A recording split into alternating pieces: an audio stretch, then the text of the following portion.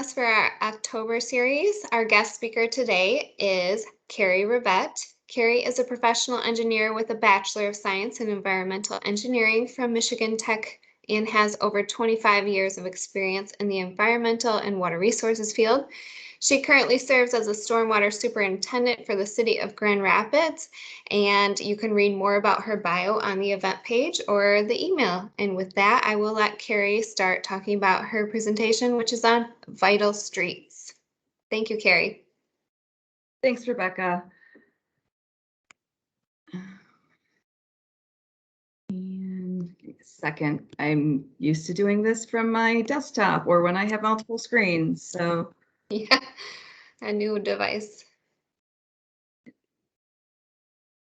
I'm actually sharing. Okay, here we go. So Looks good. thank you. Like Rebecca said, I'm going to talk vital streets. Those of you who know me or listen to my bio know I'm environmental and water, and primarily for the last 10 years, stormwater. So it may seem a bit odd that we're talking about vital streets, but when you look at the definition, vital streets are green infrastructure plus complete streets. So green infrastructure is roped in, but the other unique thing, and we'll go through this more as I talk, is I've been working with our Sustainable Streets Task Force and our Vital Streets Oversight Commission and everything we've had in between since 2012, 2012. So I know a lot about streets and can be extremely dangerous with them. So I'm going to go through a quick history on how we got to where we are, and then some of the finer details of the program that might be really interested to all the civil engineers, and then show you some of my favorite projects.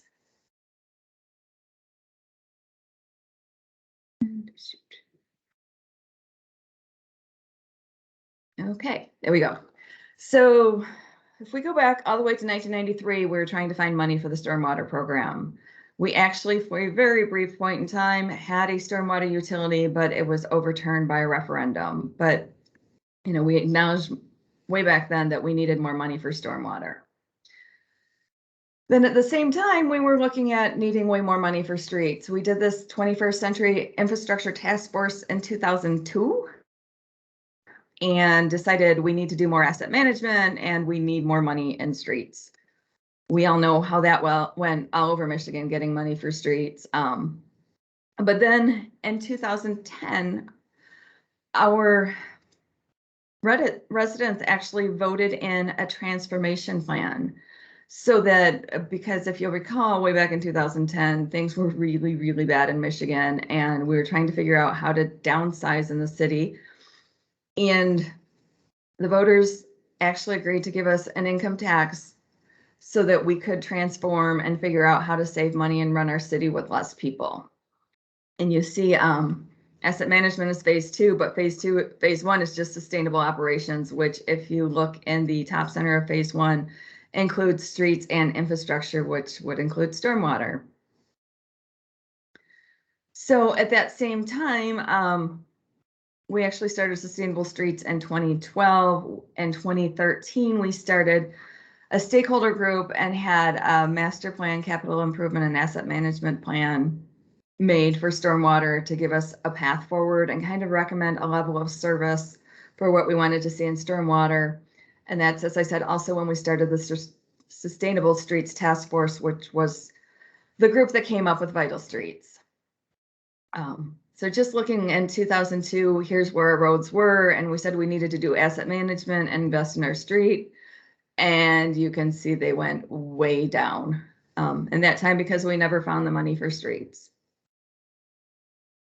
So the task force was actually incredibly interesting. We had MDOT, the Road Commission, you know, our city staff who had anything to do with touching streets, as well as just various special interest groups, disability advocates. We had local churches, we had business people. There were about 40 different groups represented there. And we had a good core of over 20 that would show up.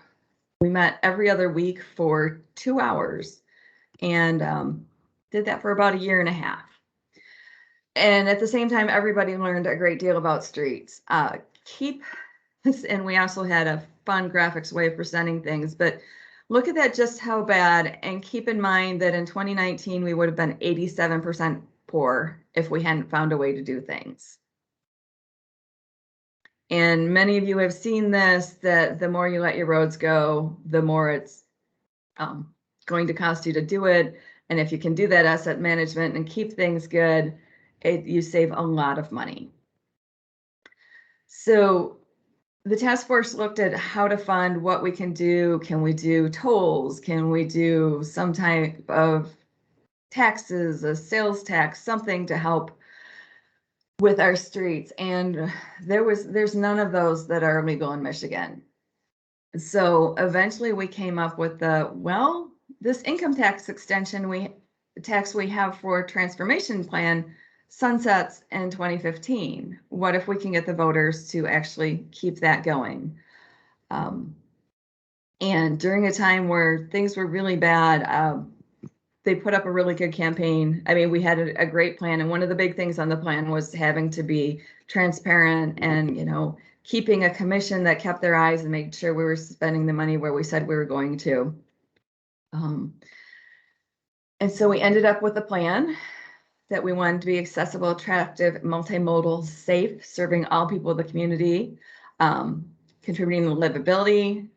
Big key for me here was quality of our river, then economic opportunity, well maintained and managed. So we tied in the quality of our river with that. And we made a lot of promises to voters. And all these are institutional policies now that we do have to stick to. And the other way that we helped is one of the things that made it really appealing to the voters was our sidewalks had to have inspections upon sales. So if you had to fix a few of your sidewalk squares, it cost a lot of money. The amount of this income tax extension was less than if you had to fix 2 squares of sidewalk in front of your house. And that was a real deal. So we took over sidewalks as part of this. Also, there's, as I mentioned, the Vital Streets Oversight Commission to make recommendations on expenditures. And then there's the big key for me, if we're going to protect our river, this means low impact design wherever there aren't clear engineering difficulties. Even lots of utilities, usually we can avoid that. It's basically just gets down to soils. So we went to the voters and it was a resounding yes. 64 out of 66 precincts passed this. And because everybody was so tired of our poor streets, bonding was really cheap then. We actually bonded to start before 2015 when it was supposed to start. So along with Vital Streets Oversight Commission, we did Stormwater Oversight Commission. And one of the main goals of that is to plan for us to achieve a level C of service, which was defined in our capital improvement and asset management plan, basically trying to extend the lifetime, doing preventative maintenance, trying to extend the lifetime of our system by about 50 years. So we have representations, 2 from each ward, plus WEMEAC, the Chamber of Commerce. Picture my life trying to find a balance between the 2 of them, which actually works out pretty well. We have great people on either one, but that's kind of the, we want to be kind to business, but we want to protect our environment. So we've got to kind of stay a good balance in the middle. And then also the Kent County Drain Commissioner. So again, just more about everything we were required to stick through. This is an executive order that says we're going to have to do this. This is how it is. And the vision is complete streets plus green streets. So then I'm thinking many of you have probably been to our design team. It works for both public and private projects, usually of a larger scale, where we get all the departments who could be involved with the street and at the table or virtually now, so that everybody can collaborate. And I don't say something that's going to make it harder for you to meet a planning requirement. Traffic safety is not going to have something that makes us all go, oh, how do we meet everything? So we're all at the same table and can all come up with solutions when we have difficult projects. Well, Vital Street or design team was actually tasked with, okay, now we said what we were going to do for Vital Streets. We need a plan. And that plan can be found at grvitalstreets.com. But that plan was a ways in the making. We did have consultants that helped us through. We referred to, for the green infrastructure part of things, we referred to the Stormwater Oversight Commission to oversee that aspect. Again, we had economic development. We actually had people to help us, Truscott Rossman, to help us tell people what we were doing with Vital Streets and get the word out. Very time consuming, but it was a lot of fun to work with a national consultant who said, you know, Grand Rapids, you're a small city as far as cities go, but you're doing a lot of great things that even some big cities can't get to. So that was exciting. And we had some really creative ways that we did our streets, which I'll talk about it in a minute. But you know, here's what we're looking at: some of our values and measurable outcomes and the plan to get there. So we did a street typology, which was, again, something a little different than the way people had done it. And then we also made sure we were going to have ways to monitor performance. So for one thing, everybody kind of said, you go from the center out, as much room as you have, you just take it. With our context, let's see what we're doing now. We don't want to expand that impervious. We want to, you know, just keep moving from the outside in, and not just about moving cars and giving cars all the lanes. We need to figure out how we're moving people. And we're also, you know, looking at safety. If you design a wide open road, people are going to go wide open on it. So trying to make sure that our design speed and our posted speed and the operating speed all matched was one of our huge considerations. And we're still, you know, I got some comments the other day after a community meeting that was, we want people to slow down, but don't make our roads any narrower, and don't put anything that's, you know, any roundabouts, because we don't like those. So there's another balance too of trying to figure out how to do this while still appeasing the residents. So we looked at GIS, and all of this is in Vital Streets Plan. It's really interesting, in our design guidelines. So us engineer geeks, you'll get, if you haven't looked at it yet, you'll really enjoy it. But we used our zoning to say what kind of streets we should have, and you can see all the different types of street we have. And that was something new that, according to anybody we've talked to, hadn't been done before. And we've actually gotten planning awards for how we're doing Vital Streets. But then we took it a little bit further, because just saying, well, this is a neighborhood street, we need to be X design, doesn't tell you about all the ways we use these. We have many different modes, and we have, you know, we're also looking at the vehicular level of service, but also pedestrian levels. And so then we took, how are all our different areas going to work with each other, and how will we figure out a contrast? But we took those modes and said, okay, this is a neighborhood street. We also want it to be pedestrian and bike friendly, or this is an industrial street and this is really where our transit's going to go. So we had modes that we laid on top of this. We have balance where it's like, we need everybody to be able to work here. Transit, truck transit, bike commuter, bike community. You may notice that we had a layer for stormwater, but we don't have a mode emphasis for it. That's because it's supposed to be default everywhere. So low impact development wherever we do our streets, where it's possible. So now we had this plan that said what kind of streets we want. How do we really get there? And we had this, you know, consultant that helped us get the plan, and then it was really just staff that came up with these design guidelines. And it was every Friday for 2 to 4 hours for I can't tell you how many weeks, we all got in the same room and we all fleshed out how we were going to make this all work. And one of the big things I talk about is, you can have this book and you can look at this book and you can read this book, but unless you have everybody together affected by this, learning how each part of everything affects the others, you know, it's not going to be as good. So you really have to have everyone on the same page working together. And it's not your typical having traffic safety and stormwater together, but that's the way you will get it done. So like we said, it's a tool shed, not just a box. And everything we're looking at has things you should think about when you're designing it, how you're going to use it, what are the pluses and minuses for the most part. And the big key is maintenance and operations. Being able to say, hey, this is going to be hard to maintain. Maybe you want to think about that first when you're budgeting this, because we still have a hard time with the maintenance. We've got the money to get the streets done, and we've got the money to do some maintenance. But if we're looking at things that are above and beyond cost, we've got to really rethink those. And here's, of course, my section. But note that there's a pedestrian refuge island in with the stormwater tools. One of my favorite stories was we were sitting with Plaster Creek stewards, and they wanted to do their first curb cut rain gardens. And it was me and our traffic safety person and one of our assistant city engineers, and we're all sitting in a room.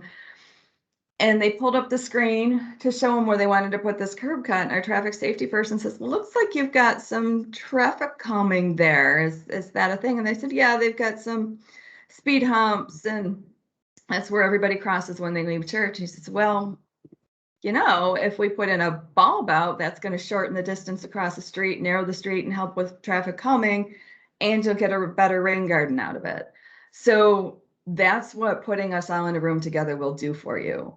You realize that pedestrian refuge island can also be green infrastructure. You realize that those bulb outs are also traffic calming, protecting your parking, and making it easier for pedestrians to cross. So there's still how do we get things done? We have the investment guidelines, asset management for pavement conditions. And one of the things we're not talking about here, but it's a big thing that we do we've actually always been doing. People don't realize it because emergencies always happen, but anytime we're redoing a road, we're looking at the sanitary, the storm, the street lighting, the water, and making sure that once we're in there, we're not going to have to dig it up again next year to replace one of our utilities. So we're always looking at asset management from all of those aspects when we're looking at a road. And then, of course, we're looking at safety and equity and, what we can get done. We've done some demographics. The city has neighborhoods of focus. We've also done some of that in our Vital Streets program. And here's where we're looking at, the need for connectivity based on who's using public transit and, what areas don't have cars like the others. Are they renters? Are they homeowners? And that's where we found out some of our connectivity needs. And with our sidewalks program, we are also expanding to where we're putting in sidewalks where we don't have them. Then I mentioned, again, we have community engagement. Community engagement all depends. If we're doing a mill and resurface, then you're going to get a postcard probably. If you're doing, medium, we might have one meeting with you, or we'll do something on the website, send something out, make sure 311 has a script. For something heavy where we're doing full reconstruction, one of my favorites is still Kalamazoo, where we went out there and we asked them what they wanted to see in those curb cut gardens, and total engagement. This is what you're going to get. This is what your community needs. A lot of time, this is the discussion about who's losing parking or what parking we can afford to lose so we can make room for some of the other things. So again, here's our performance metrics, safety, asset management, the mode share, stormwater quantity and quality. So we both have gallons infiltrated per year based on getting 32 inches of rain a year. And we have the acreage from which the first inch is treated for water quality. So it's a wordy metric to get to, but luckily I'm talking to people who I'm sure will understand that, where are we treating, how big of an area are we treating the first inch for water quality? And then again, we've got the pre-project metrics. I will admit, we are still working on metrics. But we're getting closer and we're working on those all the time. It's just, again, where are we putting our money? Are we putting our money towards getting things reconstructed, or are we putting, monitoring advance and after? And sometimes, we're getting better at advance. The after is sometimes we move on to the next projects, but we are getting there. We're doing a lot more than we had before. So this is what I thought was kind of amazing. We have through 2020 where we are with our streets. And if you keep it in mind, we were supposed to be 87% poor by 2019 if we didn't get some funding sources. And now you can see we're still only 40%. What were we? 41%. So, well, that's still a lot more poor condition than we really wanted. You know, we've got a lot more good and fair than we had when we started all of this. So we are making progress. We're doing it well. And what we're doing, I think we're doing it right and really fully looking at everything. And then the other part is looking at investments rewards. I do not know how Rick DeVries pulls this off, but he has done an amazing job with making sure we've got ward equity here. And it's usually both by dollars and by miles. So trying to balance that out. You know, we're working more towards, we've had to do ward equity, but also making sure we're getting the underserved community. So it's a huge balancing act. And then here we are for Vital Streets. We're making some very, very good progress. But one of the things too is when we're doing this, we started saying we would do preventative maintenance, try to keep the streets we have in good and fair condition so those don't deteriorate. And then as we've gotten all those fixed, we're going to work on stepping up our full reconstructions because those are obviously going to take a lot more money. So as we're getting more and more towards that more full reconstructions, we're seeing a lot more of our green infrastructure installed.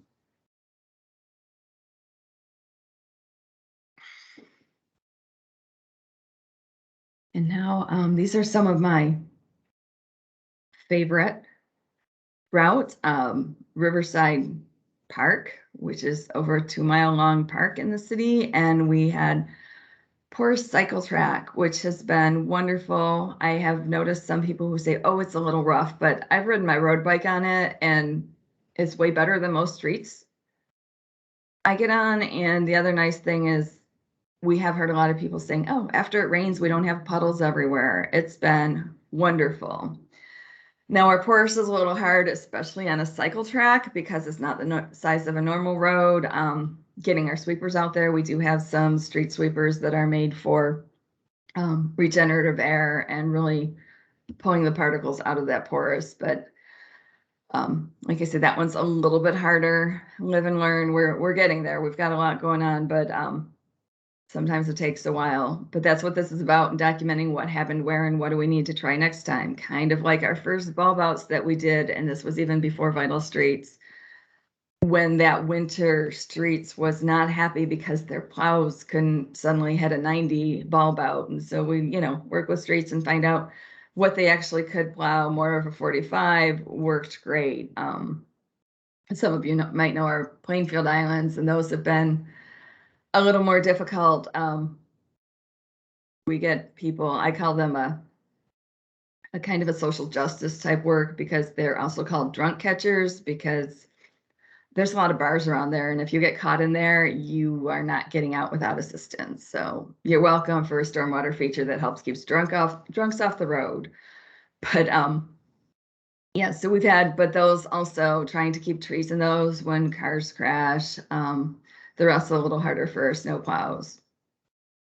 Kalamazoo, I mentioned earlier, you can see the old service station that's with the rain gardens on either side of the street. It's just really, really been a big plus in the area.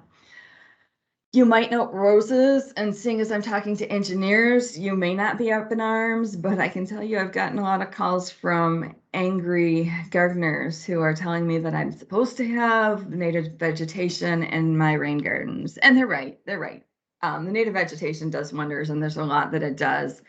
But when you're putting these in front of people's houses, sometimes it's really helpful for them to know what's a flower and what's a weed. And if they know that, they're going to help us maintain it. And that's, you know, we have a level of service we go out there about 3 times a year. That's not going to keep these things pristine. But if you live by it and you can identify what's a plant and what's not, and you're seeing these pretty show flowers that, make you happy, you're also more inclined to help with them and keep the trash out. So trying to get a little more of that neighborhood investment was a really good plan in this area. So yeah, it's not ideal. We're probably not getting the most uptake through the plants on this one, but we've got good enough soils that most of our stuff is overbuilt. So even if what's on top isn't native as we would like, you're working on beautifying the neighborhood and giving them what they're looking for too. Again, everything we do is a balance. Michigan Street. So hopefully you've all driven by Michigan Street. It is absolutely an amazing project. And I don't know if you remember before we did our improvements, there's still a lot of pavement there. There's a lot of pavement there. And this one was amazing because the hospitals actually came to us. The hospital came to us and said, yeah, we've got a lot of pavement out here. We really need to green it up because, studies have found it helps the people who are going to visit patients. It helps when people can look out their window when they are a patient and see the green infrastructure. To see green just does help people's health and their state of mind. So they were looking for, how it could be greened up. They may have been reminded that they fought us for some of that stuff in the beginning when they came, but they came down and were ready to partner with us. So we came up with some great ideas, and I'm still picturing Al Pennington's face when Suzanne's like, can we have something cascade down the hill and still infiltrate? But I think Al came through really well. And it's just, I love seeing this in the city. I still have yet to get here during a rain because when it rains, my life goes crazy. But it's a great piece. One of the other things we looked at was we have these planters. People are walking up the hill. Giving them a place to sit down mid-hill was a really great thing to have. Because yeah, that's a whopper of a hill. So giving these planter boxes where people could sit, but we also had to make sure it wasn't going to encourage people smoking outside the hospital. There were some weird effects here, but this one, what was really extra great about this one was the fact that so many of us came together. We got the extra space because the rapid told us they didn't actually need the bus lane we had there. It wasn't effective. The hospital gave us about $75,000. My department, Stormwater, put in about $75,000. Economic development and the DDA put in about 75, and I think Vital Streets pitched in for $110,000, and we all came together to make something really beneficial to the public and treat the stormwater. So yeah, Smart Zone, that's the one I left out, but yeah, we all came together and we've done some great things for the public and also treating that stormwater. Another favorite site, and if it's not my absolute favorite site, it's my absolute non-ribbon cutting ceremony favorite. So this is Atlas between Lake and Wealthy. It kind of operated more of as alley, but people just raced through it as a cut through. So we did a little reshaping, so it's not a straight line anymore at the end. And when we did our opening, we had a bucket pour, which is the most fun I've ever had. Some of the interesting things, we did pave drain here because we had a lot of flooding on this site. So any extra storage we could get, we wanted to do what we could. And that's where Stormwater paid an upcharge on this one to get that extra stormwater storage. If you see the building in the picture well, you can see it in both pictures, but the picture on the right, you can see how close it is to the street, both in distance and elevation. And there was always flooding every time. The buildings on that street were always flooding every time we got a heavy rain. So getting that extra storage, we did actually bump up the stormwater system a little bit too, but we've got the storage in there. What was even more fun is when people started to talk at the ribbon cutting. And I will say this has been about 3 years now, and knock on wood, I haven't had a complaint. Even with some of the nasty rains we've had lately, I haven't heard about any flooding on Atlas. But so we started with the representatives of the neighborhood associations and the business associations and one of the commissioners. And by the time it got to me, there was nothing left to say.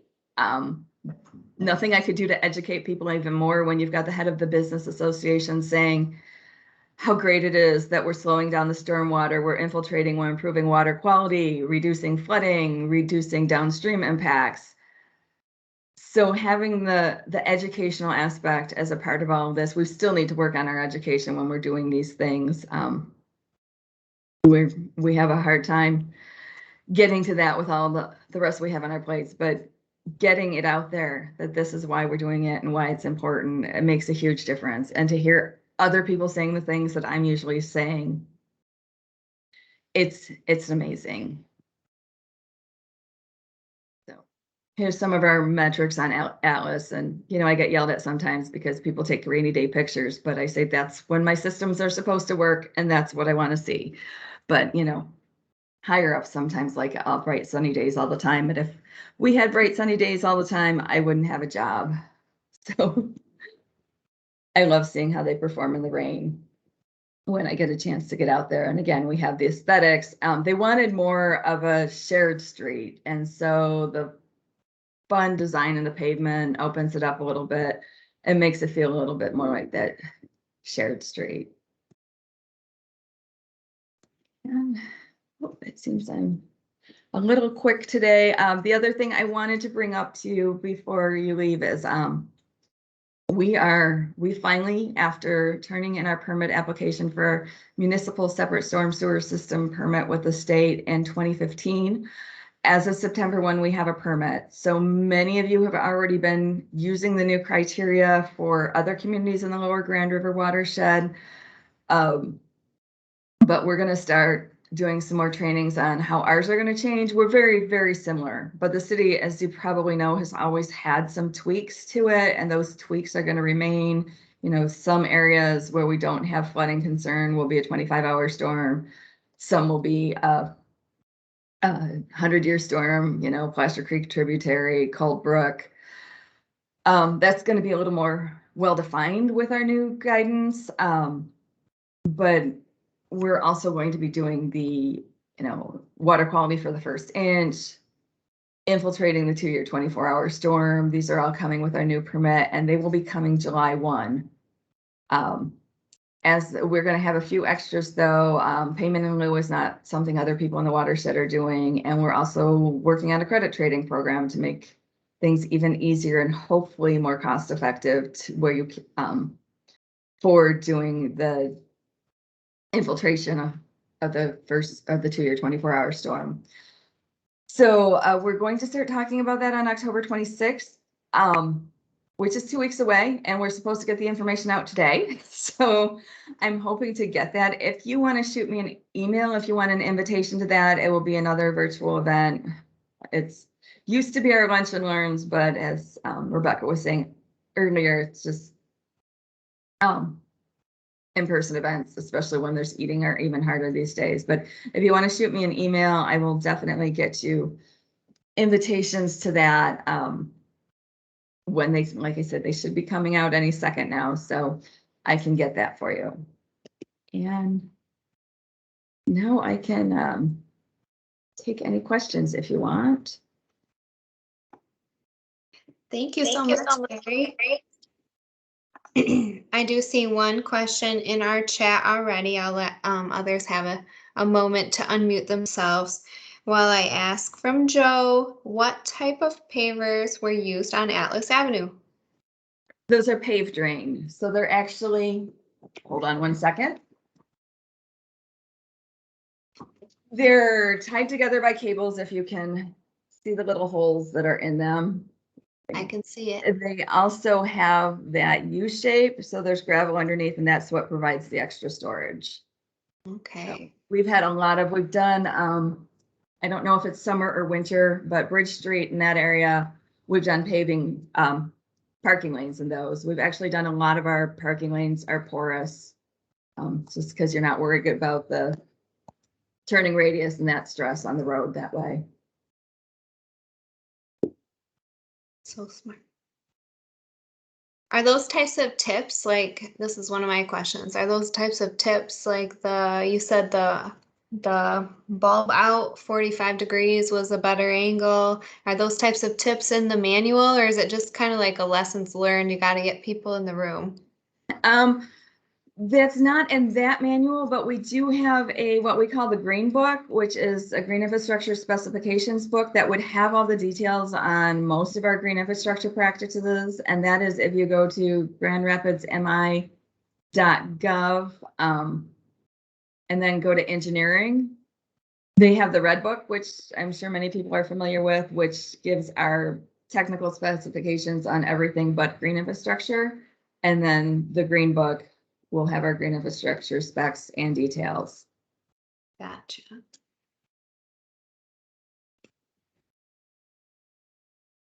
I'll ask another question since people are being shy. I liked how you said that the city goes out 3 times a year and does maintenance, or that's the goal at least. And the residents are welcome to do maintenance as well. Do you have signage up at some of those locations, or do you try to like knock on doors? How does that get conveyed? Most of it is done during the initial process when we're doing the initial community engagement. Sorry, I don't talk as much anymore. My tongue's getting tied. But yeah, the initial community engagement is where we tell people this is what we're going to do. If you want more, this is what you have to do. Yeah, working on more signage and after the fact is a great idea someday when we have staff to spare. But yeah, I mean, the public ed is still something we're working on because I do it as part of our storm program and we do it as part of Vital Streets, but it's never enough. Yeah. Yeah. There's always more to do, it seems. All right, well, I'll give a few more moments if anyone else has any questions. And if you have questions beyond what I was talking about today, anything that drives you nuts when you see plan reviews or anything like that, I'll take them.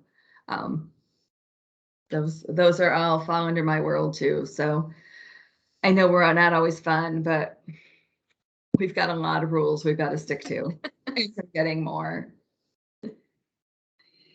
All right, I think people are being a little quiet. Maybe they're eating lunch right now. So I will let everyone go. I want to say thank you so much to Carrie for presenting. It was a wonderful topic and wonderful pictures and projects I really enjoyed seeing. And to everyone else, we will send out our PDH certificates soon. So we'll see you again in November for another technical presentation. Thank you. Thanks, everyone. Thank you. Thanks a lot.